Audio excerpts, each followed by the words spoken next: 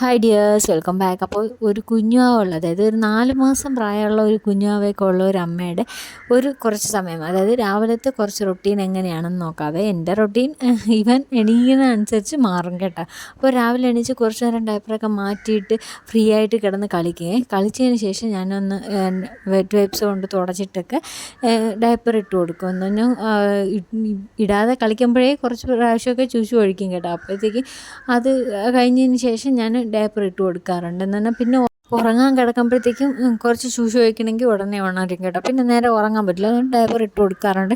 ഇതുവരെ റേഷസ് ഒന്നും ഉണ്ടായിട്ടില്ല. ഉണ്ടാവണമെങ്കിൽ റേഷസിൻ്റെ ക്രീം ഞാൻ ഇട്ട് കൊടുക്കാറുണ്ട് കേട്ടോ.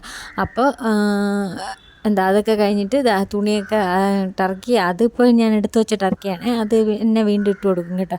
അതിന് ശേഷം ഇപ്പോൾ രാവിലെ കുറച്ച് നല്ല തണുപ്പുണ്ട്, അപ്പോൾ ദേഹമെല്ലാം ഒരുമാതിരി ഡ്രൈ പോലെ ആകുന്നുണ്ട്. അപ്പോൾ ഞാൻ അതിന് ബേബി ക്രീം ഉണ്ടല്ലോ, അതൊന്ന് തേച്ച് കൊടുക്കുന്നുണ്ട്. ഇത് വെറുതെ ഒന്ന് കയ്യിലും കാലിലും ഒക്കെ തേച്ച് കൊടുക്കും, അത്ര തന്നെ. അപ്പോൾ അതിനുശേഷം അതായത് എൻ്റെ മൂത്ത മോൻ്റെ കാല് പെട്ടെന്ന് ഇപ്പോൾ ഡ്രൈ ആവാറുണ്ട്. അവൻ ഈ പ്രായമായിരുന്നു, അപ്പോൾ അതുകൊണ്ട് ഈ ക്രീം ഇട്ട് കൊടുക്കാറുണ്ടായിരുന്നു. പിന്നെ ഇവന് ഞാൻ ഇട്ട് കൊടുക്കുന്നുണ്ട്, വേറെ പ്രശ്നമൊന്നുമില്ല കേട്ടോ.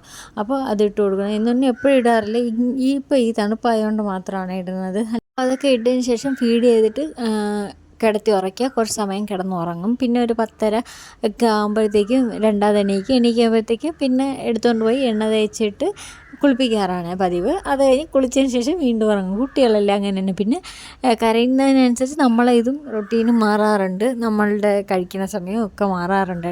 പിന്നെ ഇവൻ ഉറങ്ങിയതിന് ശേഷം എനിക്ക് മറ്റേ മൂത്തവൻ്റെ കാര്യം നോക്കണം, അതൊക്കെയാണ്. അപ്പോൾ മോർണിംഗ് ഇങ്ങനെയൊക്കെയാണ് പോവാറ്. അപ്പോൾ അത്രയേ ഉള്ളൂ. ടാറ്റാ ബൈ ബൈ, സീ യു.